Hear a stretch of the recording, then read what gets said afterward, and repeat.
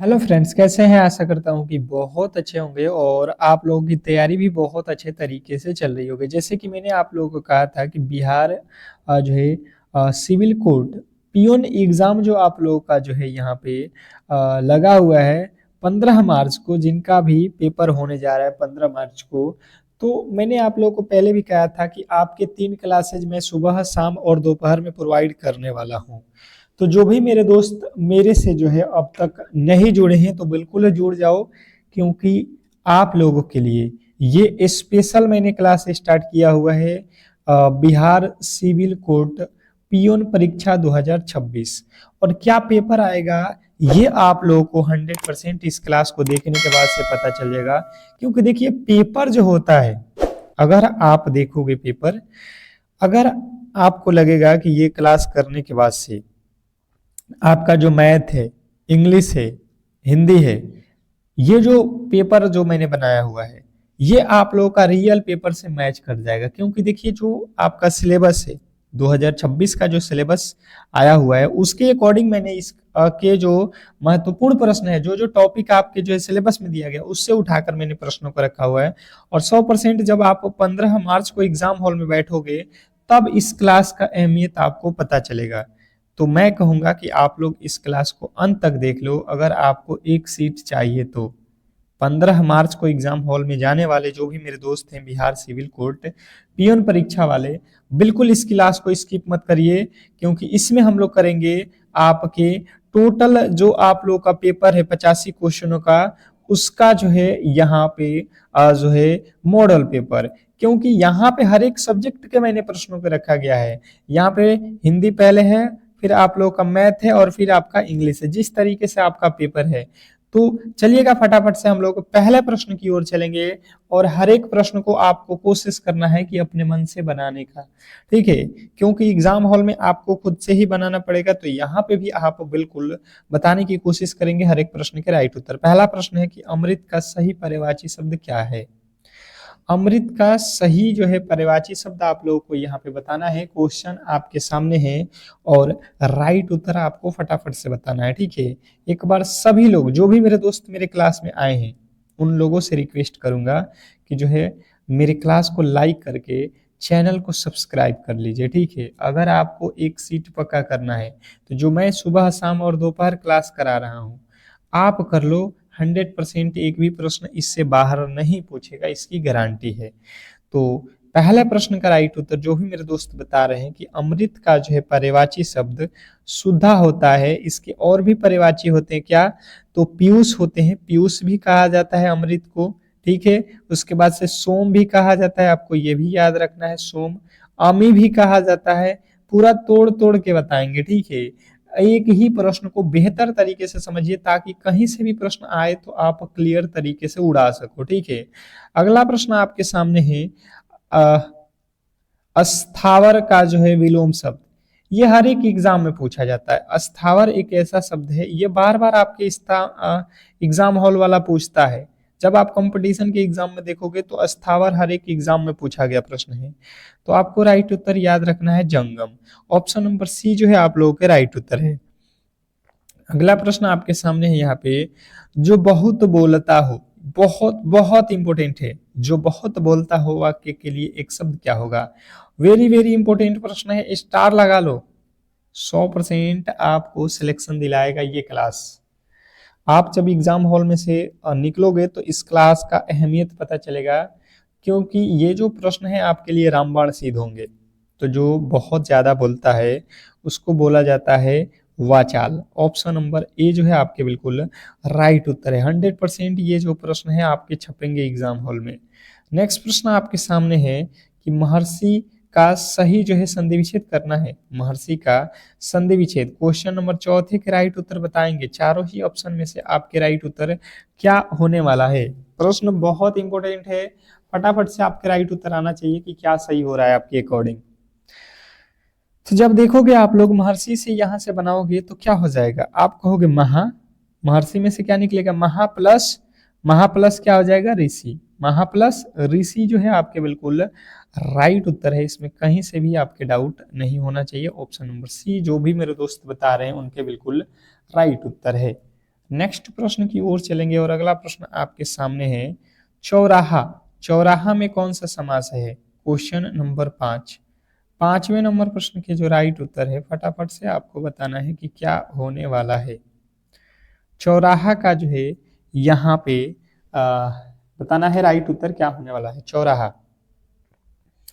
Question number 5 जिन्होंने बताया है चौराहा का राइट उत्तर द्विगु समास होता है। चौराहा आप समझ रहे हो कि पहले बोला गया है 4। चौराहा जहां 4 राहों का समूह होता है, तो जब भी आप लोगों को 1 2 3 4 5 यानी कि संख्या जब आ जाता है तो आप हमेशा द्विगु समास लगाओगे, कभी भी गलती नहीं करोगे। नेक्स्ट प्रश्न, अगला प्रश्न आपके सामने है हाथ मलना मुहावरे का अर्थ क्या है? बहुत बहुत इंपॉर्टेंट है। हाथ मलना मुहावरे का अर्थ क्या है? Question number 6। क्वेश्चन नंबर 6 के राइट उत्तर बताने की कोशिश करेंगे सभी लोग। एक बार क्लास को यार शेयर कर दीजिए, क्लास को शेयर कर दीजिए ताकि जो है ये सभी लोगों के पास क्लास पहुंच सके। तो हाथ मलना मुहावरे का जो राइट अर्थ होता है पछताना। आप ऑप्शन नंबर बी के साथ जाओगे, 100% सही उत्तर है ऑप्शन नंबर बी। जो भी मेरे दोस्त बताए हैं उनके बिल्कुल राइट उत्तर है। नेक्स्ट प्रश्न की ओर चलेंगे और अगला प्रश्न आपके सामने है कि निम्नलिखित में से कौन सा जो है शब्द शुद्ध है? निम्नलिखित में से कौन सा शब्द शुद्ध है? Question number 7। 7वें नंबर प्रश्न के जो राइट उत्तर है ये आप लोगों को बताना है।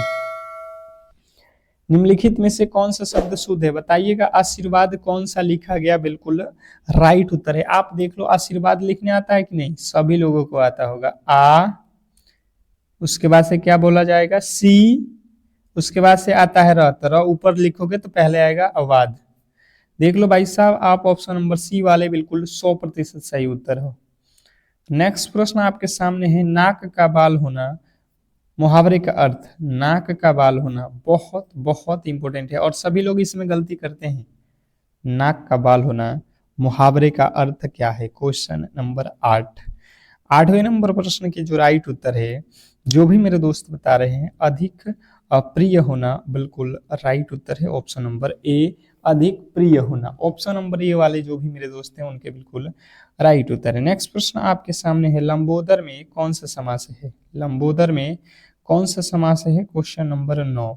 9वें नंबर प्रश्न के जो राइट उत्तर है ये आप लोगों को बताना है। लंबोदर में कौन सा समास है? लंबोदर, सबसे पहले आपको इसके अर्थ मालूम होना चाहिए। लंबा है ओदर जिसके, लंबोदर का अर्थ होता है लंबा है ओदर जिसके, यानी कि जो है किसके लंबा जो है ओदर है, यानी कि गणेश जी का है। यानी कि जब आप किसी और के बात करोगे, अर्थ किसी और का लिख लेगा, तो आप हमेशा याद रखोगे ऑप्शन नंबर सी, बहुब्रीही समास लगाना है। ठीक है, बहुब्रीही हमेशा ही जो है अलग चीज को डिनोट करता है। अंधे की लकड़ी, अंधे की लकड़ी लोकोक्ति का अर्थ क्या है? अंधे की लकड़ी। Question number 10। 10वें नंबर प्रश्न के जो राइट उत्तर है ये आप लोगों को बताना है। Question number 10। 10वें नंबर प्रश्न के जो राइट उत्तर है, जो भी मेरे दोस्त यहाँ पे बता रहे हैं, एकमात्र सहारा बिल्कुल राइट उत्तर है ऑप्शन नंबर बी। बी वाले जो भी मेरे दोस्त हैं उनके 100% सही उत्तर है। नेक्स्ट प्रश्न आपके सामने है पवन शब्द का सही संधि विच्छेद क्या होगा? पवन शब्द का सही संधि विच्छेद करना है। आ जाइए सभी लोग मैदान में राइट उत्तर के साथ। पवन का सही संधि विच्छेद क्या होने वाला है? बहुत बेहतरीन, बहुत लाजवाब। मैंने कल भी बताया था पावन का, ये लिखा है पवन। जब भी आपको इस तरीके का कंडीशन मिले, पवन लिखा है, तो यहाँ पे तो हो जाएगा पो, ये ओ का मात्रा लगाना है, व में से अ निकालना है, यहाँ से अ लिख लेगा तो पो प्लस अन। अगर पावन रहेगा यहाँ पे तो यहाँ पे डबल मात्रा हो जाएगा। ठीक है, यही आपको ध्यान देना है। तो आपके राइट उत्तर जो है ऑप्शन नंबर बी। क्लियर होता जा रहा होगा। अगला प्रश्न, आकाश का जो है विलोम शब्द क्या होगा? आकाश। 100% सभी लोग इसके राइट उत्तर बता सकते हैं। कमेंट बॉक्स में इसके सभी लोग राइट उत्तर बताएंगे। ये जो है आज का सबसे इजी प्रश्न है, तो सभी लोगों से उम्मीद करूंगा कि कमेंट बॉक्स में इसके राइट उत्तर बताएंगे। अगला प्रश्न आपके सामने है दशानंद किस जो है प्रकार का शब्द है? दशानंद। दशानंद जो है ये किस प्रकार का शब्द है? देखिए इसमें बहुत लोग गलत कर देंगे, क्योंकि अभी कुछ देर मैंने पहले बताया था कि जब भी आपके पहला अक्षर संख्या से डिनोट होके तो उसको बोलोगे। जो यहाँ पे कह रहा है दशानंद किस प्रकार का शब्द है, यहाँ पे भाई साहब समास नहीं पूछा है, शब्द पूछा है कि रूढ़ है, योग रूढ़ है, यौगिक है या तद्भव है। तो आप क्या कहोगे यहाँ पे कि जो आप लोगों का यहाँ पे दशानन है ये क्या है, तो दशानन है योगरूढ़ शब्द, योगरूढ़ शब्द। नेक्स्ट प्रश्न आपके सामने है कि जो है अश्व का जो है पर्यायवाची नहीं है। यहाँ पे देखिएगा अंत में पढ़िएगा, अश्व मतलब क्या होता है, घोड़ा, घोड़ा का पर्यायवाची नहीं है, ये आप लोगों से पूछा जा रहा है। तो देखिए यहाँ पे जो है अश्व का अर्थ होता है घोड़ा, तो घोटक माने भी घोड़ा होता है, हाय माने भी घोड़ा होता है, और तुरंग माने भी घोड़ा होता है, पर अटक मतलब घोड़ा नहीं होता है, अटक का मतलब होता है सेना। ठीक है, तो अलग कौन सा हो जाएगा, ऑप्शन नंबर सी।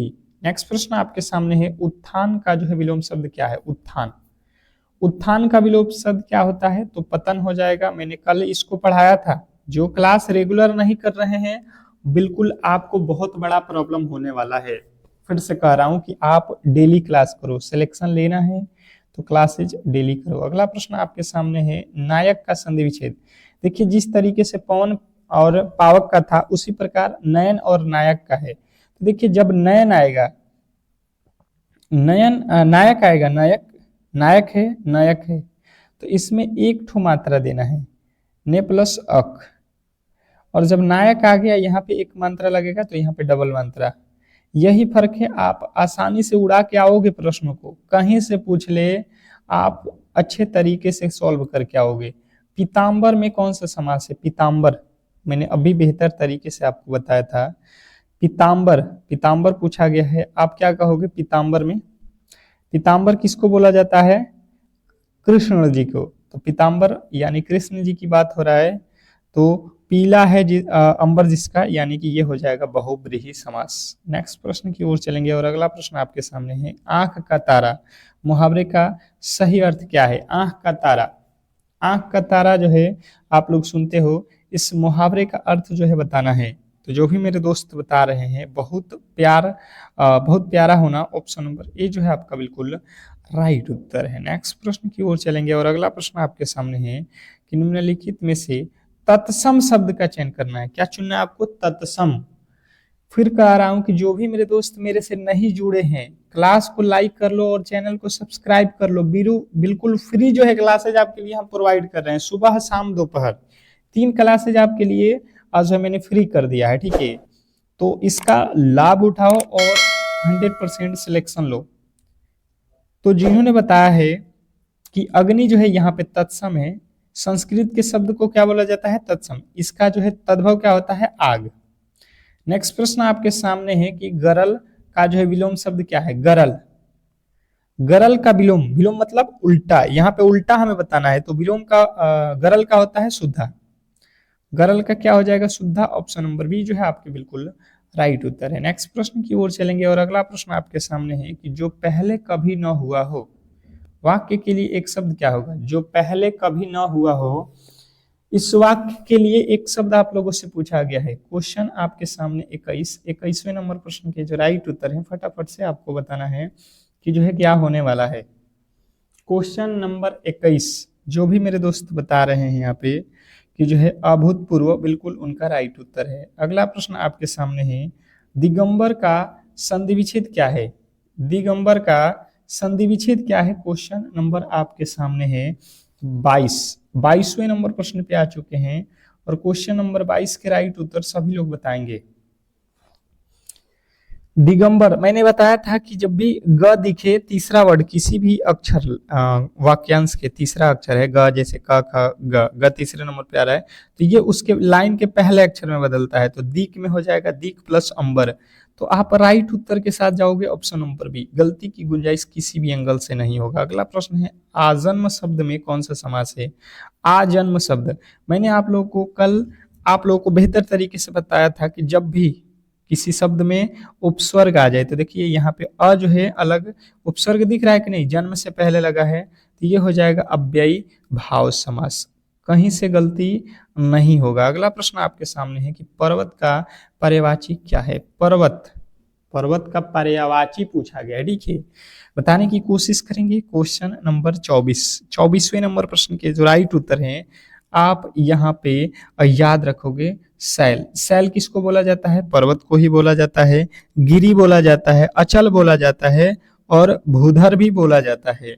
तो आप ये जो है याद रखोगे। अगला प्रश्न आपके सामने है, शुद्ध वर्तनी का चयन करें। शुद्ध वर्तनी यानी कि जो है आपको क्लियर जो है यहाँ पे बताना है कि सही कौन सा लिखा गया है। कवित्री मैंने कल वाले क्लास में भी बताया था, कवित्री बहुत इंपॉर्टेंट है, आपको याद आना चाहिए। कवित्री, दर्शन, ये बार बार पूछे जाने वाले वर्ड हैं। ऑप्शन नंबर देख लो किसमें दिया गया है, बी। नेक्स्ट प्रश्न की ओर चलेंगे और अगला प्रश्न आपके सामने है, अंधा क्या चाहे दो आंखें लोकोक्ति का अर्थ। अंधा क्या चाहे दो आंखें लोकोक्ति का अर्थ। Question number 26। 26वें नंबर प्रश्न के जो राइट उत्तर हैं ये आप लोग को याद रखना है, मनचाही वस्तु प्राप्त होना। मनचाही वस्तु प्राप्त होना, ऑप्शन नंबर सी। नेक्स्ट प्रश्न की ओर चलेंगे और अगला प्रश्न आपके सामने है कि विद्यार्थी में कौन सी संधि है। विद्यार्थी में संधि हमें बतानी है। विद्यार्थी में कौन सी संधि है बताइएगा। तो देखिए, विद्यार्थी का जब संधि विच्छेद करिएगा तो ये हो जाएगा विद्या प्लस अर्थी। विद्या प्लस अर्थी। तो यहाँ पे आ और अ मिलके यहाँ पे क्या बनाएगा, आ क्या होता है, दीर्घ संधि होता है। ऑप्शन नंबर वृद्धि, सॉरी दीर्घ संधि, वृद्धि पे लग गया, क्या होता है, दीर्घ संधि। ऑप्शन नंबर सी जो है आपके बिल्कुल राइट उत्तर है। नेक्स्ट प्रश्न आपके सामने है कि आस्तिक का जो है विलोम शब्द। आस्तिक, आस्तिक का विलोम शब्द क्या हो जाएगा, नास्तिक। नास्तिक जो विश्वास नहीं करता है, आस्तिक जो विश्वास करता है, जो ईश्वर में विश्वास करता है उसे आस्तिक, जो नहीं करता है उसे नास्तिक। अगला प्रश्न आपके सामने है कि पंचवटी में कौन सा समास है। पंचवटी में कौन सा समास है, क्वेश्चन नंबर 29। 29वें नंबर प्रश्न के जो राइट उत्तर है ये आप लोगों को बताना है। तो पंचवटी के जो राइट उत्तर है आप लोगों को याद रखना है। पंच, पांच जो आ गया तो ये हो जाएगा द्विगु, ऑप्शन नंबर बी। पंच, पांच पहली संख्यावाचक दर्शा दिया। अगला प्रश्न है, कान भरना मुहावरे का अर्थ क्या है। कान भरना मुहावरे का सही उत्तर क्या होने वाला है। बहुत बेहतरीन, बहुत लाजवाब। कान भरना मुहावरे का अर्थ जो भी मेरे दोस्त यहाँ पे बता रहे हैं, 30वें नंबर प्रश्न के जो राइट उत्तर है जो है चुगली करना, उनके बिल्कुल राइट उत्तर है ऑप्शन नंबर सी। नेक्स्ट प्रश्न की ओर चलेंगे और अगला प्रश्न देखिए, यहाँ पे गणित का प्रश्न आ चुका है। बहुत बहुत इंपॉर्टेंट प्रश्न है आप लोगों के सामने, समझने की कोशिश करिएगा। केवल कह रहा है कि वह सबसे बड़ी संख्या ज्ञात कीजिए जो 43, 51 और इतना को विभाजित करने पर प्रत्येक स्थिति में समान शेष बचे। वह बड़ी से बड़ी संख्या आपको बताना है जिससे विभाजित करने पर ये जो संख्याएं हैं सामान्य जो है इससे शेष बचना चाहिए। जब इस तरीके का कंडीशन हो तो आपको क्या करना होता है, इसमें जो है सबसे पहले क्या करना होता है कि अगर मान लो आप ऑप्शन के अकॉर्डिंग चलोगे, ऑप्शन ए को लोगे, तो मान लेते हो कि ऑप्शन ए में 4 दिया गया है, तो 4 हमें सब में शेष बचाना है, तो इसमें से 4 माइनस करोगे, इसमें से 4 और इसमें से 4। जब यहाँ से 4 माइनस करोगे हो जाएगा 39, ठीक है। फिर यहाँ से 4 माइनस करोगे कितना हो जाएगा, 4 यहाँ से माइनस कर लोगे कितना हो जाएगा आपके 87। फिर 4 यहाँ से माइनस करोगे 4, आप ये कर लो कि जो है 4 माइनस करना है, डायरेक्ट यहाँ से करो, ये जो है कर लो आप माइनस 91 में से माइनस कर लो 43, क्योंकि HCF निकालना है ना, तो यहाँ से माइनस कर लो कितना आ जाएगा आपका 48।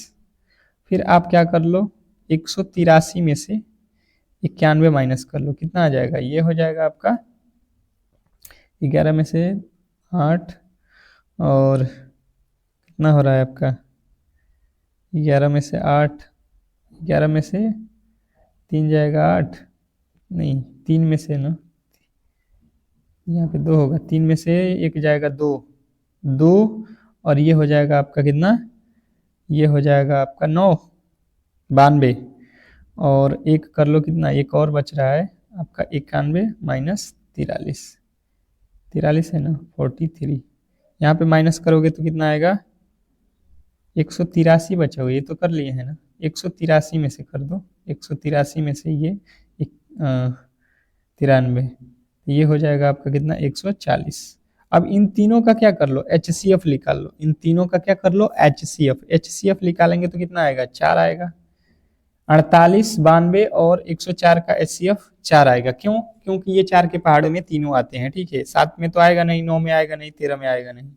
तो बिल्कुल आप इस तरीके से ऑप्शन से जा सकते हो। अगला प्रश्न आपके सामने है, कह रहा है कि एक आयत की लंबाई और चौड़ाई का अनुपात यहाँ पे दिया गया है। यदि इसका क्षेत्रफल यहाँ पे दिया जाएगा तो इसका परिमाप जो है हम लोगों से पूछा गया है। सबसे पहले आप लोगों को इसके कंडीशन मालूम है तो आप इसके राइट उत्तर के साथ जा सकते हो। आयत की जो है परिमाप जो है भुजा दिया गया है, इसको 5x मान लो, इसको 3x। इसका क्षेत्रफल दिया गया है तो क्षेत्रफल बराबर क्या होता है, यहाँ पे क्षेत्रफल दे दिया है तो क्षेत्रफल बराबर लिखो लंबाई गुणे चौड़ाई, यानी कि 5x गुणे 3x लिख लो, ठीक है। अब देखो ये 5 के पहाड़े में 5 दूना 10 और 5 सत्ते 35, फिर ये 3 के पहाड़े में कट जाएगा, 9 मरते में 3 9 27, x में x से गुणा होगा, ये x स्क्वायर होगा, ये स्क्वायर हट जाएगा, इधर रूट जाएगा, यानी कि x का वैल्यू 3 हो जाएगा, x का वैल्यू 3। अब इसने कहा हुआ है कि इसका परिमाप निकालो, तो यहाँ पे x का वैल्यू 3 हो गया, यानी कि इसमें 3 से गुणा, इसमें 3 से गुणा। आप कर लो, यहाँ पे L का वैल्यू निकालोगे तो इसमें 3 से गुणा, 3 5 15, B का वैल्यू निकालोगे तो 3 3 9। इसने कहा इसका परिमाप, तो परिमाप बराबर होता है 2 into L plus B, 2 into L plus B ये परिमाप है। तो यहाँ से क्या करोगे, 2, L का वैल्यू 15 और B का वैल्यू 9, 15 9 24, 24 में 2 से गुणा कर देना, आपका राइट उत्तर 48 मिल जाएगा। नेक्स्ट प्रश्न की ओर चलेंगे और अगला प्रश्न आपके सामने है, यदि 15 वस्तुओं का क्रय मूल्य 12 वस्तुओं के विक्रय मूल्य के बराबर है तो लाभ प्रतिशत ज्ञात करें। इसने कहा है जो कंडीशन वही आपको करना है, जो कहा है वही कर लो। इसने कहा है कि 15 वस्तुओं का जो है क्रय मूल्य है, CP है, ये 12 वस्तुओं के SP के बराबर है, विक्रय मूल्य के बराबर है, ठीक है, कोई दिक्कत नहीं है। अब यहाँ से आप देखोगे तो CP का वैल्यू इस तरफ वाला हो जाएगा, CP का वैल्यू ये हो जाएगा 12 और SP के जगह पे उल्टा इसके बराबर इधर गुणा में जो है वह हो जाएगा 15।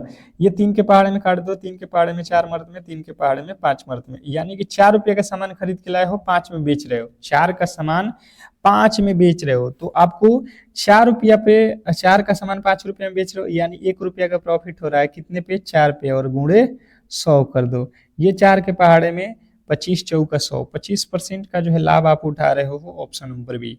नेक्स्ट प्रश्न की ओर चलेंगे और अगला प्रश्न आपके सामने है कि एक राशि साधारण ब्याज पर 10 वर्षों में दोगुनी हो जाती है तो ब्याज की जो है वार्षिक दर क्या है। बताएंगे यहाँ पे कि जो है एक राशि साधारण ब्याज पर 10 वर्षों में दोगुनी हो जाती है तो ब्याज का वार्षिक दर क्या है। क्वेश्चन नंबर 34, 34वें नंबर प्रश्न के जो राइट उत्तर है ये आप लोगों को बताना है। बहुत बहुत बेहतरीन प्रश्न है और कहीं ना कहीं आपको इसके राइट उत्तर बताने हैं, कहीं ना कहीं आपको इसके राइट उत्तर बताने हैं। तो देखिए सबसे पहले आप देखोगे यहाँ पे तो इसने कहा क्या है कि कोई धनराशि है 10 वर्षों में दोगुना हो रहा है, यानी कि आपको 10 वर्ष में ये कितना हो रहा है, 2 गुना। 2 गुना का मतलब आप समझते हो, पहले 1 था, 1 से ये 2 गुना हुआ है, ठीक है, 10 वर्षों में। तो ब्याज का दर बताना है, तो देखिए ब्याज का दर निकालने के लिए आपको क्या हो जाएगा, ब्याज बराबर, सबसे पहले आप क्या बताओगे, ब्याज हमने देखा 1 रुपया था मेरे पास और 2 रुपया हो गया, 2 गुना हो गया, यानी कि 1 रुपया हमने ब्याज दिया, कितने पे, तो एक ही मूलधन पे, मूलधन गुणे समय, समय तो मुझे 10 वर्ष दिया गया है, गुणे दर तो मुझे पता नहीं है, बटा में यहाँ पे 100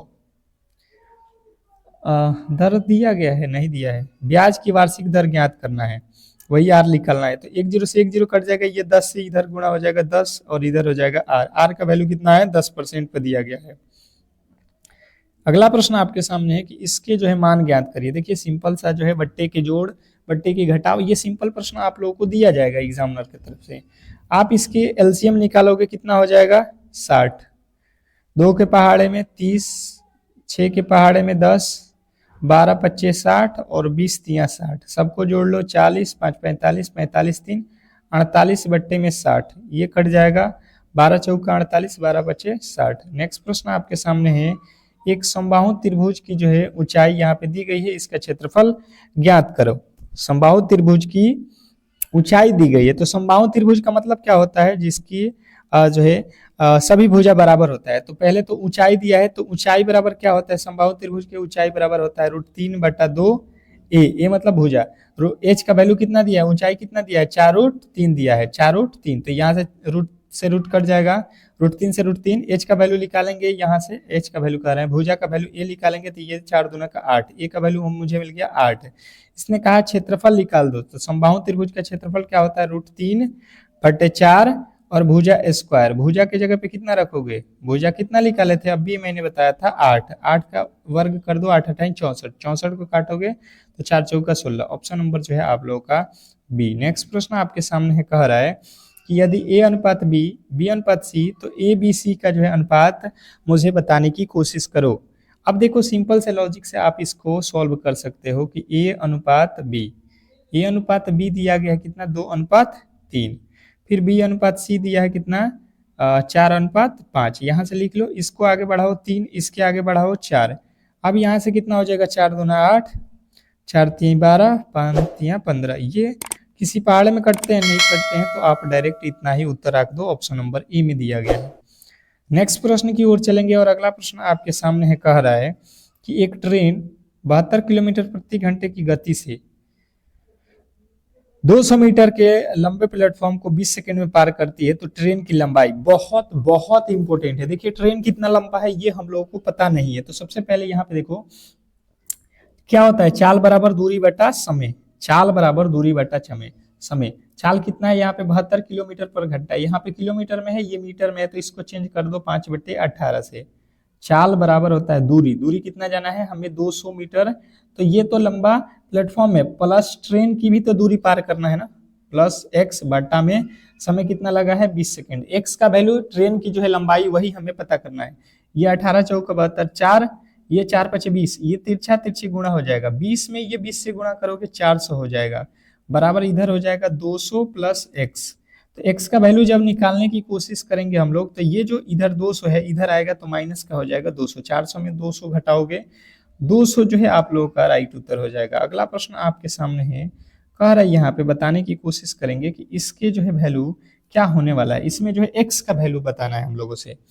देखिए सबसे पहले यहाँ पे जो है x का वैल्यू निकालना है, तो आप क्या कर दो, ये हो जाएगा √x + 14 बराबर, ये जो है इसका वर्गमूल निकालो, 256 किसका वर्गमूल होता है, 16 का, तो √x बराबर हो जाएगा ये 16 और 14 इधर जाएगा तो माइनस का 14, तो √x बराबर हो जाएगा इधर कितना, 4, 4 नहीं 2 न होगा 2। अब इधर क्या करो, यहाँ पे तो रूट में दिया है, यह कह रहा है x का केवल वैल्यू निकालना है, तो दोनों तरफ वर्ग कर दो, ये वर्ग से जो है ये रूट क्या हो जाएगा, खत्म हो जाएगा, तो इधर हो जाएगा x, ये 2 का वर्ग हो जाएगा 4। ऑप्शन नंबर बी जो है आपके बिल्कुल राइट उत्तर है। नेक्स्ट प्रश्न आपके सामने है, देखिएगा इसने कहा है कि 20 मीटर लंबी जो है और 10 मीटर चौड़ी टंकी में 2 मीटर गहरा तक पानी भरा है, तो पानी का आयतन ज्ञात करें। पानी का क्या निकालना है आप लोगों को, आयतन। तो आयतन बराबर क्या होगा, देखिए जिसमें लंबाई हो, चौड़ाई हो और ऊंचाई हो, तो इसका आयतन निकालोगे, यानी कि क्या होता है, लंबाई गुणा चौड़ाई और गुणे ऊंचाई कर दोगे, इसका पूरा आयतन निकल जाएगा टंकी का। तो 20 गुणे 10 गुणे आप लिखोगे 2, तो 20 दहाँ के 200 गुणे 2 400 घन मीटर जो है आपके बिल्कुल राइट उत्तर है। नेक्स्ट प्रश्न की ओर चलेंगे और अगला प्रश्न आपके सामने है, कह रहा है यहाँ पे, देखिए इंग्लिश का प्रश्न आ चुका है। फिर से कह रहा हूँ कि जो भी मेरे दोस्त इस बार सिलेक्शन लेना चाहते हैं, तो एक ही जगह पर आपको बिल्कुल हर एक प्रश्न करा रहा हूँ, हिंदी मैथ इंग्लिश तीनों के तीनों सब्जेक्ट। तो बिल्कुल आप क्लास को यार लाइक करके चैनल को सब्सक्राइब करके रखोगे तो इसके फायदे आपको मिलेंगे। कह रहा है चूज द करेक्ट जो है सिनोनिम्स ऑफ द वर्ड, मतलब जो वर्ड दिया गया है उसका जो है सिनोनिम्स हमें पता करना है, बताना है कि जो है बनान-दोन का जो है सिनोनिम से बताइए, अबानदोन। तो जो भी मेरे दोस्त बता रहे हैं लीव, उनका बिल्कुल राइट उत्तर है। नेक्स्ट प्रश्न की ओर चलेंगे और अगला प्रश्न है कि fill in the blanks with the correct जो है प्रीपोजिशन, सही प्रीपोजिशन की पहचान हमें भरना है यहाँ पे खाली जगह पे। He is the found music, music से पहले हम लोग कौन सा प्रीपोजिशन भरें, ये हम लोगों से पूछा जा रहा है, ठीक है। तो देखिए he is found of music, he is found of music, option number आपको सी लगाना है। एफ का प्रयोग होगा यहाँ पे। अगला प्रश्न आपके सामने है कि choose the correctly spelling word. Choose the correctly spelling word, सही वाले स्पेलिंग वर्ड की पहचान हमें करनी है। बार बार ये प्रश्न पूछता है रिसीव किस प्रकार लिखा जाएगा, तो आपको याद रखना RECEIV, रिसीव जो है आपका बिल्कुल राइट उत्तर है। नेक्स्ट प्रश्न आपके सामने है कि choose the antonym. Choose the antonym of the word. Honest का जो है, होनेस्ट का जो है एंटोनिम बताना है आप लोगों को। क्वेश्चन नंबर 44वें नंबर प्रश्न पे आ चुके हैं। और जो भी मेरे दोस्त यहाँ पे कह रहा है कि जो है डिसहोनेस्ट, उनके बिल्कुल राइट उत्तर है ऑप्शन नंबर सी। बहुत बहुत इंपॉर्टेंट ये प्रश्न है। नेक्स्ट प्रश्न आपके सामने है, यहाँ पे कह रहा है कि जो है selected the one word substitution for a person who lives at the same time as another. मतलब एक शब्द इसके बताने हैं, a person whose lives lives at the home same time as another. तो इसको एक शब्द में आप लोगों को यहाँ पे बताना है, तो आप कहोगे कंटेम्पोररी।